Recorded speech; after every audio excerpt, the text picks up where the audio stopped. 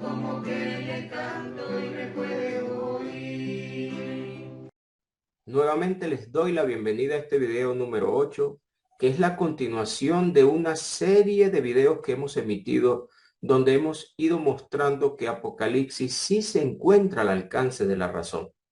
Hemos dicho que muchas teorías embargan la interpretación de este libro. El problema se presenta cuando es analizado fuera del mismo contexto. La Biblia, que está formada por 39 libros del Antiguo Testamento y 27 en el Nuevo, es suficiente evidencia para poder probar la argumentación que la misma carta muestra. El asunto se ha presentado en que, a pesar de que Apocalipsis 10:7 asegura que el misterio dado a los profetas sería revelado, muchos no han ido al Antiguo Testamento a buscar de qué misterio el Señor estaba hablando. Y a pesar de que los adverbios de tiempo están presentes en el libro, como en el capítulo 1:1 afirmando que sucedería pronto, y en el verso 3 que esos acontecimientos estaban cerca, lo cual refuerza el capítulo 22, verso 6 y verso 10, donde le hacen saber al siervo Juan que no selle las palabras de la profecía del libro, porque el tiempo estaba cerca. A pesar de la presencia de esos adverbios de tiempo que indicaban proximidad, muchas interpretaciones alegóricas se le han dado basado en 2 de Pedro 3:8. Pero ¿qué tan cierta es esa apreciación? Hay muchas evidencias internas en el libro que necesitamos entender para poder hacernos dueño de nuestro presente.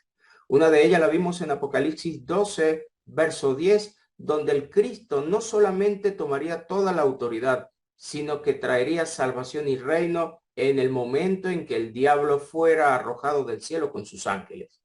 Ya hemos visto en videos anteriores que esta visión asegura que se daría después de que el hijo de aquella mujer fuera arrebatado al trono de Dios y esa misma mujer fuera llevada al desierto para ser protegida y sustentada durante 1260 días, que según el verso 14 sería lo mismo a decir tiempo, tiempos y medio tiempo. Y si sigue avanzando en el capítulo 13 del 5 al 7, menciona que serían 42 meses, que son los mismos meses presentados en Apocalipsis 11:2 para referirse al tiempo donde la ciudad santa sería hollada por los gentiles. Profecía que hemos notado que en Lucas el Cristo la había anunciado, asegurando justamente que los gentiles hollarían la ciudad santa. Y según el verso 32, deja determinado que eso sucedería en esa generación con la que él estaba hablando. Los paralelos en Mateo 24, en el verso 15, ya no le menciona Jerusalén de manera directa, sino le llama el lugar santo, haciendo ver que se cumpliría la abominación desoladora de la que habló el profeta Daniel, y deja nuevamente claro en el verso 34 que no pasaría esa generación hasta que todo eso aconteciera. El Señor estaba muy interesado en que ellos entendieran estos tiempos. Por algo nuevamente lo vuelve a contar Marcos capítulo 13, donde a partir del verso 26, una vez más presenta esa tribulación que sucedería en aquella Jerusalén y vuelve a afirmar después del verso 30 que no pasaría esa generación hasta que todo aconteciera. Asumiendo entonces que cuando se utiliza el determinante demostrativo esta para unirlo a generación, es porque está hablando de una generación que estaba al alcance del hablante, al alcance del oyente, estaba cercana a ellos, ellos la podían entender. Otros determinantes demostrativos puede ser aquella generación, como lo encontramos en Hebreos capítulo 3, después del verso 10, para referirse a aquella generación del desierto que había provocado a ir a Dios y por eso no pudieron entrar en las tierras de Canaán. Así que Dios sabe utilizar muy bien estos determinantes, aquel, aquella, y ellos nos hacen ver qué tan cerca están esos sustantivos del tiempo en el que se está narrando. Una vez más podemos encontrar en Mateo 1 que hace saber que desde Abraham hasta David hay 14 generaciones. De David hasta la deportación hacia Babilonia, 14 más, Y desde ese momento del cautiverio de Babilonia hasta el Cristo, nuevamente menciona que hay 14 más, lo que indica entonces que serían 42 generaciones. Dios sabe diferenciar una generación de otra. Nosotros a veces hemos creído que la palabra generación engloba toda la era humana, pero no es así en la Biblia. El Señor sabe dar diferenciación de cada generación. Podemos notar también en Mateo 3:7 que Juan el Bautista está bautizando y en ese momento se acercan fariseos y saduceos a su bautismo y él les dice, generación de víbora, ¿quién los enseñó a huir de la ira venidera? Y aún el mismo Cristo también se refirió a esa generación como malvada y perversa e incrédula. El libro de los Hechos, en el capítulo 2, también notamos que el apóstol Pedro se dirige a ese Israel que había ido a adorar en esa fiesta de Pentecostés. Y a partir del verso 38 bautiza a 3,000 y sigue invitándoles a ser salvos de esa perversa generación. Porque Dios había determinado, y nos los cuenta Lucas capítulo 11 del 49 al 51, que esa generación iba a entregar cuenta por la sangre derramada de los mártires. Esa sangre que viene diciendo que es desde Abel hasta el profeta Zacarías, e inclusive incluye ahora en esa nueva era apóstoles, a los cuales también iban a matar a algunos. Esa generación entonces era la que iba a terminar siendo castigada por la sangre derramada de todos esos mártires desde el pasado. Y pudimos compartir en el video anterior que en Apocalipsis 18, la gran ramera llamada en misterio Babilonia, según el verso 24, en ella se halló la sangre derramada de los mártires. Pero Cristo había dicho, según Lucas 13, 33 y 34, que los profetas mueren dentro de Jerusalén, porque justamente era a Jerusalén a la que Dios quería reconciliar, porque desde el Antiguo Testamento habían promesas hechas para ella. En Isaías 60 habló de que habría en Sión gloria. Jerusalén sería rescatada. Se había vuelto ramera, nos dijo el capítulo 1, verso 21 de Isaías. Y nuevamente Ezequiel 16 nos lo contó a partir del verso 30. Y Dios había determinado que traería a sus amantes para castigarla, quemarla, desolarla, desnudarla. Y dejó claro en el verso 42 de Ezequiel 16, no me enojaré más. Lo cual nos invita entonces a pensar en la última profecía de destrucción que la Biblia nos cuenta.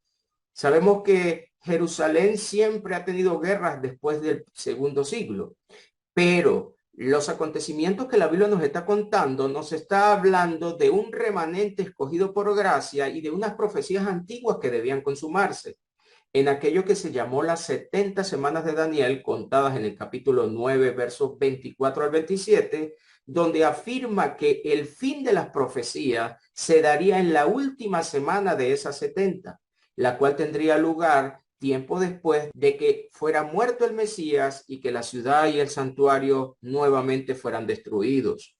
La historia paralela nos cuenta que Tito, enviado por Vespasiano, terminó destruyendo la ciudad y su templo. Y hasta la fecha, casi 20 siglos después, los muros siguen caídos. No se ha vuelto a levantar un templo, aunque el judío ortodoxo lo quiere hacer. Él no reconoce al Cristo como Mesías y está esperando que se restaure nuevamente el templo, pero el lugar donde ese templo se encontraba hoy día está la cúpula de la roca de los musulmanes y ellos no le han permitido tomar control de ese espacio físico. A pesar que el judío sigue recordando el dolor de la primera destrucción del 586 a.C. y nuevamente la del 70, 20 siglos después, no se ha vuelto a mostrar un templo. Y es que si lo entendemos, Apocalipsis 21 del verso 22 en adelante, afirmó que cuando la santa ciudad descendiera, ahora Dios y el Cordero serían el templo dentro de esa ciudad. Ya no sería un templo humano como la gente está acostumbrada a hacerlo. Después de esa última destrucción, hasta mediados del siglo IV, es cuando se vuelve a conocer la construcción nuevamente de templos humanos. Aquella antigua basílica de San Pedro en Roma que fue tiempo después modificado entre el año 1500 y 1600 para conocer hoy la gran basílica que existe en Roma. Pero Dios había determinado que él ya no habitaría en templos. Según Efesios capítulo 2 del 20 al 22, nos dice que en ese momento el pueblo estaba siendo preparado para llegar a ser ese templo santo en el Señor, para morada de Dios en él, a través de su santo y glorioso Espíritu. Y por eso que en el capítulo 21 de Apocalipsis, verso 3, después de descender la nueva Jerusalén, asegura que Dios moraría, habitaría en ese pueblo redimido. Los reconocería por hijos también, según el verso 7.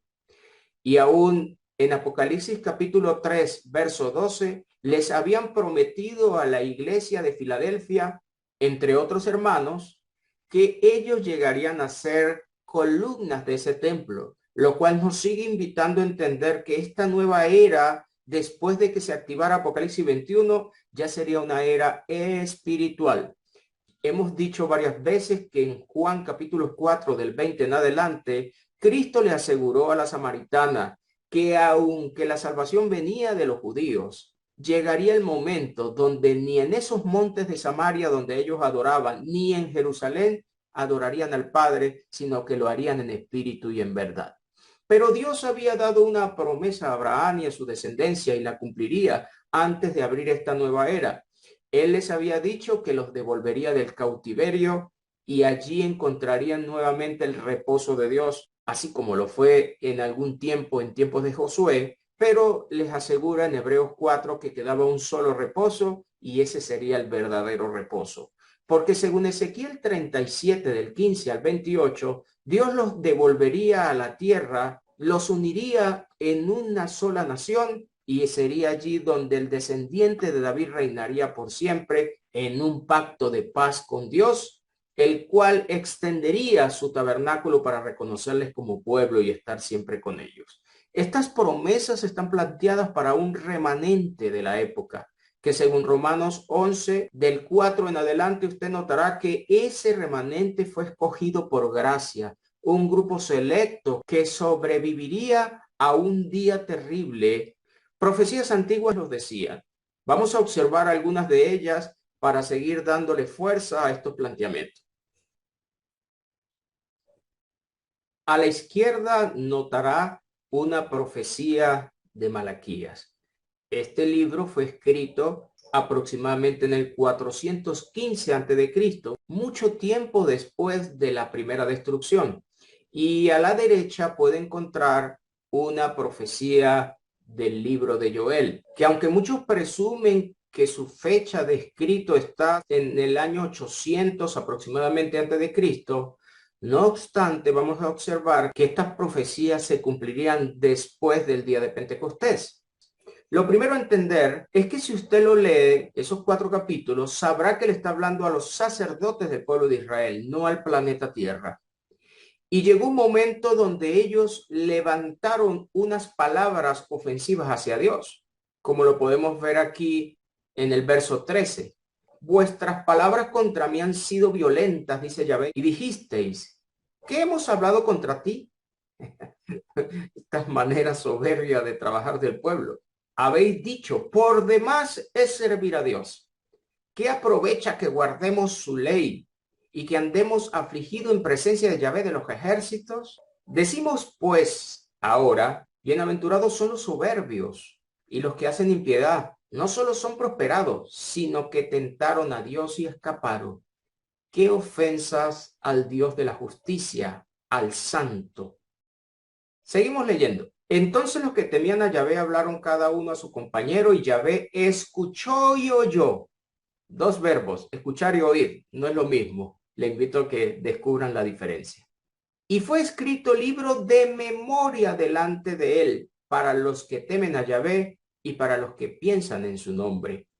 Un libro para recordar a ese tipo de santos. Seguimos leyendo. Y serán para mí especial tesoro, ha dicho Yahvé de los ejércitos, el día en que yo actúe. Y los perdonaré como el hombre que perdona a su hijo que le sirve. Dios los recordaría desde el pasado, el día en que él actúe. No se le olvide ese día importante de Dios. Entonces os volveréis y discerniréis la diferencia entre el justo y el malo, entre el que sirve a Dios y el que no le sirve. Dios había determinado estos tiempos y debían cumplirse. Vamos a observar ahora el capítulo 4 que sigue hablando Malaquías. Porque he aquí, viene el día ardiente como un horno, y todos los soberbios y todos los que hacen maldad serán estopa.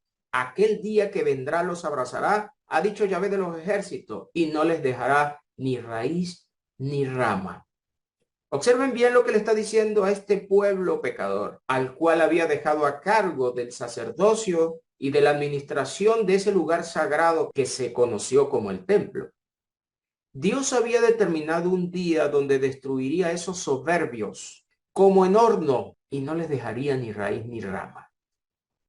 Antes de traer lo que el verso 2 nos va a contar, donde habla de que nacería la justicia como sol y traería salvación. Esa salvación estaba siendo esperada por el pueblo de Dios, por el remanente. Vendría de los judíos, según Juan 4:22, pero Israel habitaría confiada, según Jeremías 23. Porque una vez que Dios consumara los tiempos en Judá y en Jerusalén, Ezequiel 37 nos contó que también vendría el norte a ser unido en un solo palo y formar una nación. Así que este día estaba determinado. Los impíos, los soberbios tenían que ser quitados de en medio. Y observe lo que dice el verso 5. He aquí yo os envío el profeta Elías antes que venga el día de Yahvé grande y terrible. Vamos a cambiar por un momento esta cita de Joel para mostrar algunos elementos relacionados con lo que acabamos de ver. En Lucas 1, el ángel se le aparece a Zacarías, el padre de Juan el Bautista, y le dice, este será grande delante de Dios. No beberá vino ni sidra y será lleno del Espíritu Santo aún desde el vientre de su madre. Esto sucede cuando María visita a Elizabeth. El niño salta y fue llena del Espíritu Santo. Su hijo también, por supuesto. Pero mire lo que nos sigue contando el verso 16. Y hará que muchos de los hijos de Israel se conviertan al Señor Dios de ellos, e irá delante de él con el espíritu y el poder de Elías, para hacer volver los corazones de los padres a los hijos y de los rebeldes a la prudencia de los justos, para preparar al Señor un pueblo bien dispuesto. Ese Elías que había de venir, según Malaquías, es Juan el Bautista. Lo estaría representando y haría volver justamente los corazones de los padres a los hijos. Veamos cómo nos lo sigue contando Malaquías 4. He aquí yo envío el profeta Elías antes que venga el día de Yahvé grande y terrible. Él hará volver el corazón de los padres hacia los hijos y el corazón de los hijos hacia los padres, no sea que yo venga y hiera la tierra con maldición. Se había acercado el tiempo de consumarse esta profecía. Y cuando Juan está presente, ahora estaba más cerca de esa generación el día terrible que Dios había anunciado. En Mateos 11, el Cristo dice algo importante. En el verso 13 afirma, porque todos los profetas y la ley profetizaron hasta Juan. Juan entonces, siendo último profeta de la ley, todo lo que Juan haya anunciado debía cumplirse, porque eran profecías de la ley. Y según Mateo 5, 17 y 18, la ley no puede pasar hasta que las profecías antiguas no se cumplieran y dentro de ellas cielo y tierra nuevo debían establecerse. Así que Juan estaría contando las últimas profecías de la ley. De ahí en adelante, todos los profetas de la era del primer siglo tendrían que hablar apegado a las profecías antiguas. Ya lo vimos en 1 Corintios 14:32, donde dice que el espíritu de los profetas está sujeto a las profecías. Y en el verso 3 afirma que debían profetizar para exhortación, consolación y edificación. No se trataba de hablar profecías futuras nuevas, sino de contar las ya establecidas. Por eso que usted notará que en segunda de Pedro, capítulo 2, del 1 en adelante, les hace saber en el año 64 al 66, cuando esta carta se escribe, hubo falsos profetas entre el pueblo, pero después cambia diciendo, ¿cómo habrá entre vosotros falsos maestros? Y ya no volvió a usar la palabra profetas, porque la nueva era que se abriría ya no dependería de profetas, sino de maestros. De por sí en ese primer siglo, un maestro del griego didach hace uso de una herramienta ya presentada para entregarla a un pueblo y sea entendida. De ahí sale didáctico. Cuando decimos ese profesor es muy didáctico, es porque puede usar elementos para transmitir una información de eso que esa historia está contando. Tenemos entonces que el último profeta de la ley sería Juan el Bautista. Él vendría a anunciar ese día terrible y a entregarle al Cristo un pueblo bien dispuesto, preparado para toda buena obra. Cristo también prepararía un pueblo para entregárselo al Padre. Pero nos sigue diciendo el verso 14, y si queréis recibirlo, él es aquel Elías que había de venir. Todo estaba listo entonces para consumar este día terrible, pero primero Juan tenía que hacer presencia. Por esta razón, en Mateo 3, justamente dice que en aquellos días vino Juan el Bautista predicando en el desierto de Judea, diciendo, arrepentíos, porque el reino de los cielos se ha acercado. Pero más adelante, en el verso 7, dice que al ver que fariseos y saduceos venían a su bautismo, les dijo, generación de víboras, ¿quién os enseñó a huir de la ira venidera? Aunque estos fariseos y saduceos aún no sabían quién era el Cristo, porque más adelante Juan lo va a presentar, ya estaban conscientes de que ese bautismo era necesario y que una ira se acercaba. El único lugar donde estos fariseos podían saber de esta ira es con los papiros antiguos, porque el Nuevo Testamento no estaba escrito. Cristo ni siquiera había sido presentado por Juan en estos versos.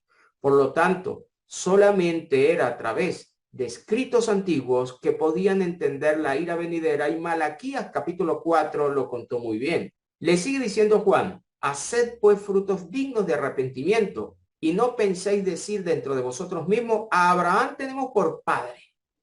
Porque yo os digo que Dios puede levantar hijos a Abraham aún de estas piedras. Observe bien que está hablando con descendientes de Abraham. Esta cita no era para gentiles. Juan el Bautista no se estaba dirigiendo a gentiles, sino a descendientes de Abraham, el pueblo de Israel, representado en ese Judá de la época. Pero mira lo que sigue diciendo. Y ya también el hacha está puesta. En ese momento en que usted está hablando, esto está determinado ya. Ese hacha estaba puesta a la raíz de los árboles, refiriéndose a estos descendientes de Abraham. Por tanto, todo árbol que no da buen fruto es cortado y echado en el fuego. Esto estaría volviendo a recordar lo que dijo Malaquías en el 4:1, de un día ardiente del Señor como un horno, donde los soberbios y los que hacían maldad serían como estopa en ese horno. Ahora nos está diciendo aquí Juan el Bautista que ya el hacha estaba puesta porque esos árboles iban a ser cortados para ser quemados en el fuego. Allá nos dijo en Malaquías que no les dejaría ni raíz ni rama. Después les dice en el verso 11 que él estaba bautizando en agua, pero Cristo vendría a bautizar en espíritu y fuego. Aquí habla de fuego. Muchos lo entienden alegóricamente, pero si captamos algunas evidencias internas del libro, vamos a descubrir que era fuego literal. Sigue diciendo, su aventador está en su mano y limpiará su era, su viña. El Cristo la iba a limpiar y recogerá su trigo en el granero y quemará la paja en fuego que nunca se apagará. Si ya el hacha estaba puesta y ese aventador ya estaba en su mano, entonces este castigo estaba cercano a la historia de Juan. El asunto es que no observamos hasta el año 33 que esto se haya consumado. Y solamente los relatos del 70 al 73 es el único lugar donde hay una presencia de fuego literal destruyendo a judíos de la época, aquellos que no habían creído en el mensaje. Porque en Mateo 24 les hace saber a los creyentes que cuando vieran las señales se alejaran de Judea porque la destrucción vendría. En Lucas 21:20 dice que cuando la vieran rodeada de ejércitos se alejaran de ella porque su destrucción habría llegado. Todo estaba calculado desde el pasado. Y por eso es que Ezequiel 16, después del verso 40, nos contó que la ramera sería desolada y quemada y desnudada. Y después Dios no se enojaría más. Estos tiempos proféticos de día de ira del Señor debían consumarse sobre descendientes de Abraham. Mateo 13 nos cuenta también un relato del Cristo que ya les invito a ir chequeando. A partir del 24 habla de la parábola del trigo y la cizaña.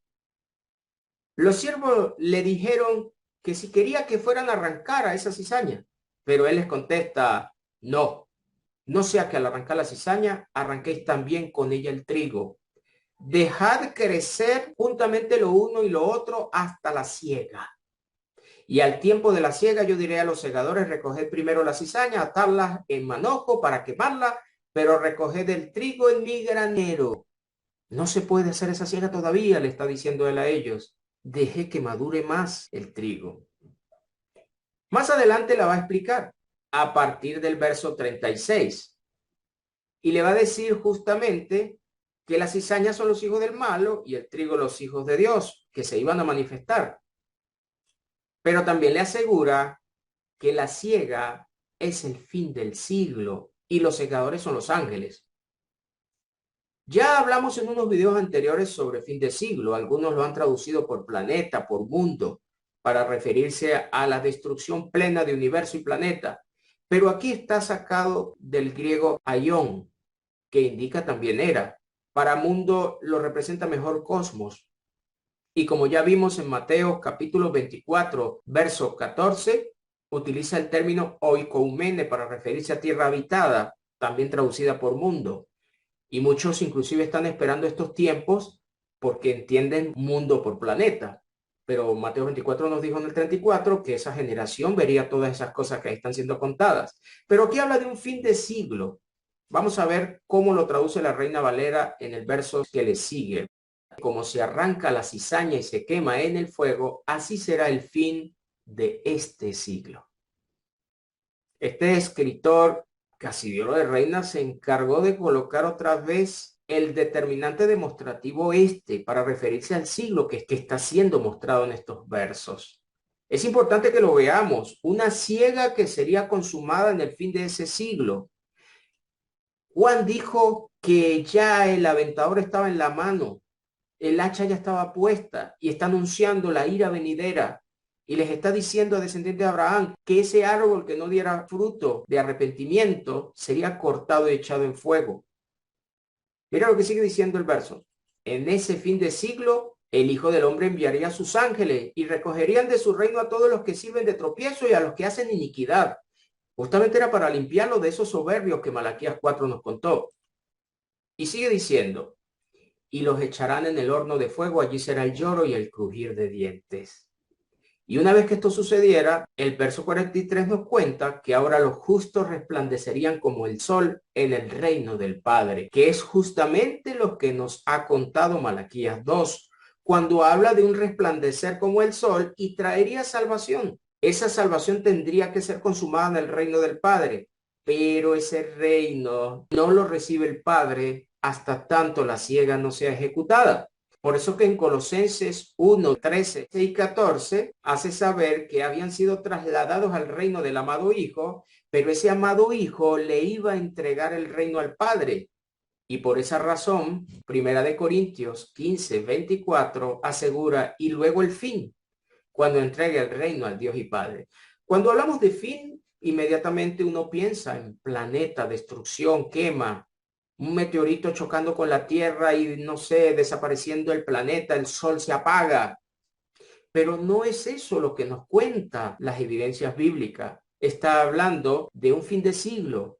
Y ya es hora también de chequear si el siglo era literal o simbólico.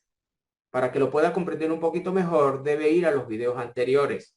Ahora volvamos a Joel, capítulo 2. En el verso 28 asegura que Dios iba a derramar su espíritu sobre toda carne. Los hijos iban a profetizar, las hijas también, los ancianos soñarían sueños, los jóvenes verían visiones. Veamos ahora a la izquierda cómo esta cita fue mencionada el día de Pentecostés, según nos cuenta Hechos 2, cuando el apóstol Pedro abre el discurso para hablarles al pueblo de Israel.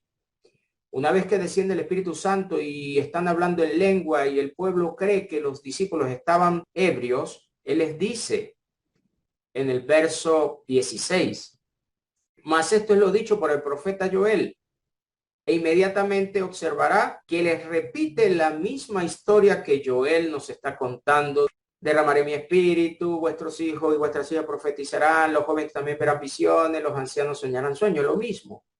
Pero observe que también sigue diciendo Pedro que el sol se convertiría en tinieblas, la luna en sangre, antes que venga el día del Señor, grande y manifiesto, y todo aquel que invocara el nombre del Señor será salvo. Malaquías nos contó que el día del Señor los soberbios serían destruidos como horno, serían como estopa, y luego resplandecería la justicia como un sol, y la salvación también habría llegado. Ahora nos está contando Pedro, usando la cita profética de Joel, que eso no había acontecido cuando el Pentecostés se consuma. El día del Señor, esa venganza no estaba cumplida y sería solamente después de ella donde la salvación se activaría. Vamos a ver cómo lo sigue contando Joel. Nuevamente encontramos aquí la misma profecía. El sol se convertirá en tiniebla y la luna en sangre antes que venga el día grande y espantoso de Yahvé. Malaquía dijo que era un día terrible donde iba a enviar primero al profeta Elías. Este día debía consumarse, pero miren lo que tendría que suceder en la tierra. Sangre, fuego y columna de humo. Muchos creen que esto no está consumado, pero si no está consumado, la ley no puede ser quitada del medio y todos los adverbios de tiempo usados en el Nuevo Testamento que indicaban proximidad tampoco estarían siendo entendidos literales. Por lo tanto, Hebreos 8:13, cuando aseguró que el antiguo pacto estaba próximo a desaparecer, y eso lo está contando entre el 64 y el 67, ese próximo tampoco sería literal, sería un símbolo, y hoy estaríamos ante la presencia de la ley. Es muy complicado verlo de esta manera. Solamente entender el pronto, el cerca, el próximo, esta generación nos está ayudando a saber lo cercano que estaban estos tiempos para el pueblo del primer siglo. Pero sigue diciendo Joel, y todo aquel que invocare el nombre de Yahvé será salvo, porque en el monte Sión y en Jerusalén habrá salvación, como ha dicho Yahvé. Esta salvación se consumaría después de ese día terrible, tal cual lo dijo Malaquías, pero sería en Sión y en Jerusalén. No puede abrirse la salvación al mundo entero si no comienza en los verdaderos herederos, descendientes de Abraham, que tenían que ser reconciliados en una nueva era de gloria para luego abrir a otros pueblos la invitación a venir a esa gloria. Y fíjense que esa salvación estaría entre el remanente de Israel, el cual él llamaría. Este verso 32 debemos entenderlo. Este día terrible no se consumaría en el planeta. Es en Sión y Jerusalén donde justamente se activarían esos tiempos. Y todavía hemos notado en el año 33 que cuando Pedro abre el discurso Pentecostés no estaban consumados, lo cual nos invita a buscarlo después del año 33. Observemos ahora la segunda carta de Pedro, capítulo 3, y veamos la relación que tiene con Malaquías 4. Vimos entonces que había un día determinado para los soberbios donde serían destruidos y Dios enviaría al profeta Elías antes de consumar ese día terrible para poder traer salvación y justicia al remanente de Israel. Si esto está contado desde tiempos pasados, fíjense que aún Joel, que lo colocan por allá en el año 800 antes de Cristo, ya lo contaba. Y vamos a observar que aún más lejos de esa profecía también se encontraba. Entonces el apóstol Pedro abre el entendimiento de los expatriados del primer siglo, porque la segunda carta de Pedro es escrita a los mismos que le escribió la primera carta. Y según el capítulo 1:1 dice que eran expatriados y dispersos. O sea que Pedro no le está escribiendo precisamente a gentiles, como muchos hemos creído. Pero él les dice entonces que es la segunda carta que les escribe para abrir ese limpio entendimiento. Pero después hace referencia a los profetas para que tengan memoria de las palabras que antes han sido dichas por los santos profetas y del mandamiento del Señor y Salvador dado por vuestros apóstoles.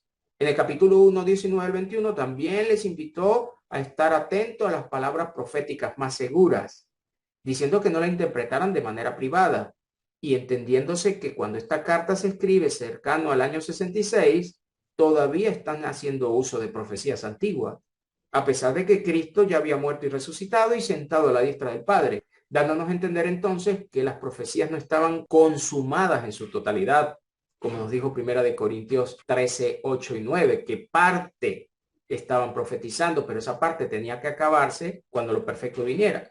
Entonces él está haciendo mención a lo que habían contado los profetas antiguos. Y seguimos leyendo. Sabiendo primero esto, que en los postreros días vendrán burladores andando según su propia concupiscencia. Un poco más adelante de la carta se iban a burlar. Vamos a ver cuál era el motivo de la burla. Y diciendo, ¿dónde está la promesa de su advenimiento? Esta venida estaba siendo esperada, el día del Señor. Pero observen, porque desde el día que los padres durmieron, todas las cosas permanecen así como desde el principio de la creación. Estos burladores conocían de profecías y sabían que estaba anunciado este advenimiento desde tiempos antiguos y que los profetas lo contaron. Sigue contándonos en el verso 7. Pero los cielos y la tierra que existen ahora están reservados por la misma palabra, guardados para el fuego en el día del juicio y de la perdición de los hombres impíos. La tierra y los hombres impíos serían destruidos. Pero siempre pensamos en planeta, y es una posibilidad. Hemos visto en videos anteriores que la palabra tierra del griego GE y del hebreo erex también significa territorio. Dios había dicho en Ezequiel 16, 5 y 6 que las tierras donde fluye leche y miel de Canaán es la más hermosa de todas las tierras. Y de entrada lo venía comparando con Egipto, asumiendo entonces que dentro del planeta hay muchas tierras. Aún en Jeremías 2, del 5 al 10, afirma que los sacó de tierra de Egipto, los llevó a tierra del desierto y luego los introdujo a la tierra amada, la heredad, y ellos la contaminaron. Porque cuando Dios habla de tierra, un descendiente de Israel comprende muy bien la tierra amada. Nosotros tenemos un signo lingüístico y pensamos en tercer planeta de la órbita solar, pero ellos no, ellos anhelaban volver a su tierra. Veamos un verso que nos va a ayudar a entenderlo. Ezequiel 36, Dios está hablando con la casa de Israel que moraba en su tierra y sigue afirmando que la había contaminado con sus caminos, con sus obras, como inmundicia de menstruosa fue su camino delante de mí. Y derramé mi ira sobre ellos por la sangre que derramaron sobre la tierra. Esta sangre estaba hablando de los hijos de Israel, aún de los mártires, que la misma Biblia nos habla. Así como Apocalipsis 18 nos dijo que en esa ciudad que sería quemada y que se llamaría Misterio Babilonia, según el verso 24, se halló la sangre de los mártires que habían sido derramados en la tierra. Sigue contándonos. Les esparcí por las naciones y fueron dispersados por las tierras. Ahora habla de plural. Los saco de la tierra para esparcirlo por las tierras. Conforme a sus caminos y conforme a sus obras les juzgué. Sigamos viendo. Y cuando llegaron a las naciones a donde fueron, profanaron mi santo nombre diciéndose de ellos, estos son pueblo de Yahvé y de la tierra de él. Han salido. Cuando habla de la tierra de él, no estaba hablando del planeta. Está hablando de tierras de Israel. Las naciones sabían de dónde venían estos profanadores, estos habitantes de la tierra de Dios. Esto nos invita entonces a seguir entendiendo que el pueblo de Israel comprende muy bien la palabra tierra y no está pensando en planeta de la órbita solar. Malaquías nos había dicho entonces en el capítulo 3 que había un día de Dios donde él escribiría un libro de memoria para recordarlos el día que él actuara. Y ahora en el capítulo 4 nos está hablando de un día terrible del Señor, el cual consumaría después de enviar a su profeta Elías. no antes. Por eso que este día terrible no lo podemos buscar antes del año 33, sino después de ese año 33. Y también nos dijo que los soberbios serían destruidos como estopa en ese día ardiente como de horno. Ahora nos está contando el apóstol Pedro que los cielos y la tierra que existían en ese momento descrita la carta estaban reservados, guardados para el fuego y del día del juicio y de la perdición de esos hombres impíos o soberbios. Pero según vimos en los versos anteriores, los burladores dirían, ¿dónde está la promesa de ese advenimiento? Todo sigue igual desde que los padres durmieron.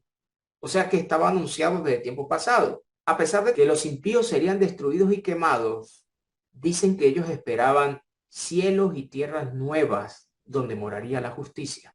Y eso es solamente factible encontrarlo en la visión de Apocalipsis 21:1. Busquémoslo nuevamente a la izquierda. Vi un cielo nuevo y una tierra nueva porque el primer cielo y la primera tierra pasaron y el mar ya no existía más. Ellos esperaban cielos y tierras nuevas donde moraría la justicia. Dios había determinado en Isaías 62 que haría resplandecer la justicia en Jerusalén y le colocaría un nombre que vendría de la misma boca de Dios. Se iba a desposar con ella, sus hijos volverían del cautiverio a desposarse con su tierra también y serían corona de gloria. Veámoslo nuevamente.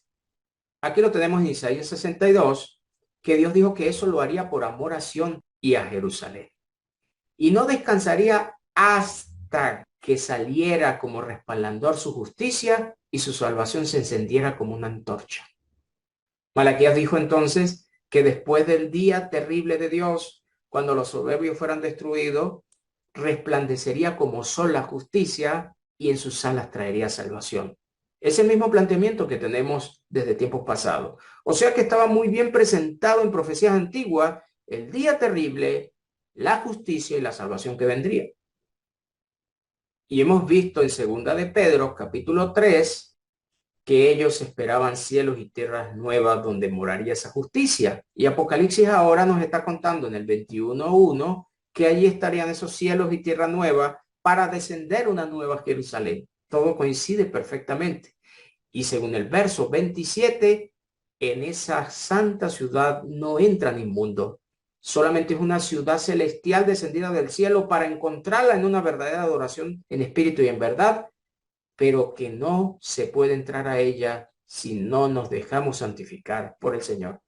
Sus puertas se abrirían para ser eternas y aún partiendo de este plano terrenal seguiremos en ella, pero esta vez desde el cielo mismo. Pero debemos dejarnos limpiar. Por eso en Apocalipsis 22:14 les hace saber que el que no lavara su ropa no tendría derecho a entrar por las puertas de esa ciudad, ni de comer del árbol de la vida. Si estos burladores que está contándonos Pedro sabían de ese día terrible desde que los padres durmieron y Pedro tiene que hacer uso de las profecías para volverlos a invitar a estar firmes, entonces tenía que haber una respuesta. ¿Por qué tanta espera? Y es allí donde utiliza este hermoso verso: mas, oh amados, no ignoréis esto, que para con el Señor un día es como 1000 años y 1000 años como un día. No le está diciendo que las usen en otras cartas después de esta, sino que les está diciendo, eso está anunciado desde tiempo pasado, pero para Dios un día es como 1000 años. Así que no se preocupen, les dice el verso 9. El Señor no es que retarde su promesa, sino que es paciente para con todos, no queriendo que ninguno perezca, sino que todos procedan al arrepentimiento. Ese verso 8 está entregado para animar a los hermanos que están esperando el tiempo y que está contado desde tiempos pasados, pero tenemos claro que el día del Señor ya se había acercado para ese momento. Y según hemos notado, aún la siega sería consumado en el fin de ese siglo. Apocalipsis nos habló de un pronto, que es el único lugar donde encontramos la representación de ese día terrible, y aún Juan el Bautista ya estaba anunciando esa ira venidera, diciendo que ya la hacha estaba puesta. Mateo 24 nos habló que sucedería todo en esa generación, y esas cosas no podemos ignorarlas, porque se transforman en evidencia para entender los tiempos. Sé que usted y yo no los vivimos, y que por eso se nos complica a veces hacer análisis, pero hemos creído muchas cosas en la Biblia solamente porque la autoridad escrita tiene poder, y nos dejamos llevar por eso que el mismo Señor contó. Sigue contándonos el apóstol Pedro. Pero el día del Señor vendrá como ladrón en la noche, en el cual los cielos pasarán con gran estruendo y los elementos ardiendo serán deshechos y la tierra y las obras que en ella hay serán quemadas. Así que antes de pensar que hablaba de planeta, piense primero si estaba refiriéndose a la tierra que conocían los descendientes de Abraham. Revise primero quiénes son los destinatarios de la carta, porque cuando no lo entendemos así, no podemos hacer exégesis correcta. Tenemos evidencia que la palabra tierra no implica planeta, aunque se puede usar para planeta igual como al polvo que recogemos del suelo. Pero en este caso, la tierra que ellos conocen es la tierra donde desean volver, esa tierra donde sería vengada la sangre. Vamos a colocar nuevamente en el lado izquierdo la cita de Joel. Y en el lado derecho vamos a buscar la misma cita en la versión Jerusalén. Esta versión no lo cuenta en el capítulo 2, sino en el capítulo 3. Mientras que en la Reina Valera nos dice en Joel 2:31 que el sol se convertiría en tinieblas y la luna en sangre antes que venga el día grande y espantoso de Yahvé, la versión Jerusalén en el capítulo 3, verso 4 dice, el sol se cambiará en tinieblas y la luna en sangre ante la venida del día de Yahvé grande y terrible. Ahora bien, mientras que Joel 2:32 dice que todo aquel que invocar el nombre de Yahvé será salvo, porque en el monte de Sión y en Jerusalén habrá salvación, como ha dicho Yahvé, y entre el remanente, el cual él habrá llamado, la versión Jerusalén dice, y sucederá que todo el que invoque el nombre de Yahvé será salvo, porque en el monte de Sión y en Jerusalén habrá supervivencia. Fíjese que aquí ya no habló de salvación, sino de supervivencia. Porque cuando hablamos de salvarnos justamente es de algo difícil, algo complicado, en este caso el día terrible. Por eso esta versión habla de supervivencia. Era un día terrible y los que quedaran vivos serían los que alcanzarían esa salvación en esa tierra donde se ejecutaría la sentencia. Pero sigue diciendo, y entre los supervivientes estarán los que llame Yahvé. Allá le llamó remanente y aquí le llamó supervivientes. Vamos a buscarlo en un interlineal hebreo. Aquí lo tenemos. Está haciendo uso arriba de la traducción de la Reina Valera, pero más abajo nos va a contar cada palabra en el hebreo. Aquí dice será salvo, en el Strong Hebreo 4422. Veamos cómo lo muestra. Es una palabra en el hebreo que se escribe malak e indica escapar, librar o rescatar. Por eso la versión Jerusalén habla de supervivencia. La Reina Valera le da distintas interpretaciones de esa palabra, pero entre ellas presenta huir, librar, rescatar y salvar. Es factible entonces que sí se pueda decir supervivencia. Mientras que la siguiente palabra, donde dice remanente, acuérdense que la Jerusalén le llamó sobrevivientes del 8300. Es una palabra hebrea que se escribe sarit y justamente indica eso, sobreviviente. La Reina Valera lo refirió como escapar, quedar, remanente, resto. Definitivamente del día terrible del Señor, los que quedaran vivos serían salvos de ese día terrible. Pero según vimos en Pedro, esta profecía de Joel no está consumada en el año 33. O sea que tendrían que buscar delante del año 33, donde se consume ese día terrible y queden esos sobrevivientes, ese remanente que serían salvos. Vamos a ver Isaías 4. Recuerden que Isaías en el 1:1 habló acerca de Judá y Jerusalén. En el 21 le llamó ramera y aseguró que la iba a limpiar el Señor con justicia y con juicio. Sión sería rescatada y Jerusalén sería también limpiada para volverle a llamar ciudad fiel. Pero en los últimos versos también mencionó lo que le pasaría a los soberbios, a los impíos. Ya en el capítulo 2 afirma que sería exaltado ese monte Sión como collado de montes para que vinieran otros pueblos a ella. Pero mire cómo nos cuenta este acontecimiento profético en el capítulo 4. Aquí le llamaron el futuro glorioso de Jerusalén. En aquel tiempo, el renuevo de Yahvé será para hermosura y gloria, y el fruto de la tierra para grandeza y honra a los sobrevivientes de Israel. Muy bien conectado con la versión Jerusalén, sobrevivientes de Israel. Los que lograran sobrepasar ese día terrible obtendrían esta hermosura y gloria de la que está hablando. Sigue diciendo, y acontecerá que el que quedare en Sión y el que fuere dejado en Jerusalén será llamado santo. Todos los que en Jerusalén estén registrados entre los vivientes. Esta nueva condición que adquirirían estos salvos. Sigue contándonos. Cuando el Señor lave las inmundicias de las hijas de Sión, las hijas de Sión son Israel y Judá, cuya capital es Jerusalén, y limpie la sangre de Jerusalén de en medio de ella, con espíritu de juicio y con espíritu de devastación.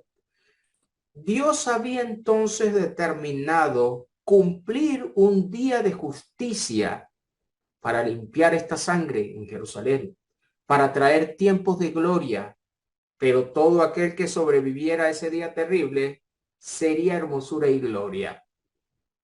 Nosotros a veces estamos esperando que esta ira de la que habla Juan el Bautista sea vista por nuestros ojos en un futuro donde vienen meteoritos y nos quema el planeta Tierra. Pero para poder entender estos tiempos hay que acudir a los verdaderos destinatarios. Nuevamente dejamos a su alcance más evidencias. Por eso es contundente la cita bíblica de Apocalipsis 17, porque lo que se estaría allí revelando sería un misterio antiguo, un misterio profético. En Hechos capítulo 3:21 asegura que no podían ser restauradas todas las cosas a Israel hasta que no se cumpliera lo que habían dicho los profetas. Aún en Hechos 1:6 asegura que están esperando la restauración del reino a Israel. Muchas más evidencias la Biblia nos cuenta, pero espero siga fundando en base a los planteamientos proféticos. No hay manera de despegar el libro Apocalipsis del resto de la Biblia, eso es un error. Es muy curioso que este servidor en algunas ocasiones ha sido llamado apóstata por usar la Biblia. Pero cuando usted saca de la Biblia y hace análisis y dice que la ramera es Roma y que la bestia es Estados Unidos, parece que eso tiene sentimiento. Yo no entiendo eso. Yo prefiero estar apegado a lo escrito. Nos mandaron a hablar conforme a las palabras de Dios. Nos mandaron a no pensar más allá de lo que estaba escrito. Los hermanos del primer siglo estaban amparados en profecías antiguas. Y de allí era donde sacaban edificación, consolación y exhortación. No se despegaban de profecías antiguas, porque si las profecías eran un todo y debía completarse, es porque poco a poco al irse cumpliendo se iban disminuyendo las profecías que quedaban hasta desaparecer completamente. Pero si nosotros seguimos creyendo que todavía hay eras de profeta, entonces las personas van a seguir sumando y sumando y sumando, y en vez de finalizar, cada día es más interminable las profecías. Es tan sorprendente que hoy día existen en muchos mundos religiosos escuelas de profetas, y profecías lo están confundiendo con adivinación. Así no funciona. Dios había dicho a los hermanos del primer siglo, y sigue siendo ley para nosotros, de que no se puede interpretar fuera de lo escrito. Así que les estoy invitando a conseguir una manera práctica, coherente y razonable de entender el libro Apocalipsis sin despegarse de profecías antiguas. No olvide, Apocalipsis 18 es donde estaría en visión la consumación de ese juicio sobre esa ciudad responsable de sangre, de mártires y de profetas. Y una vez que ese tiempo se consumara, el capítulo 19 del 1 al 3 afirma que una alegría habría en el cielo porque había sido vengada la sangre de los mártires en esa ramera. Y a partir del verso 7 estarían siendo ya anunciadas las bodas del Cordero. Bodas que se van a consumar cuando la visión de Apocalipsis 21 tuviera su fiel cumplimiento. Allí la nueva Jerusalén descendería. El tabernáculo de Dios sería extendido a los hombres y los reyes de la tierra traerían gloria y honor a esa santa ciudad. Dentro de esa ciudad estaría el árbol de la vida que seguiría sanando naciones. Acontecimientos que tienen que ver con tiempos terrenales, pero en una relación perfecta con el cielo mismo.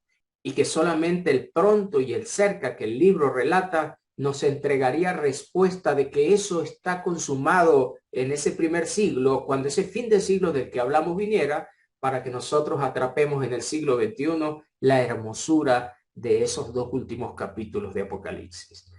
Espero seguir compartiendo en el siguiente video. Dios me les guarde.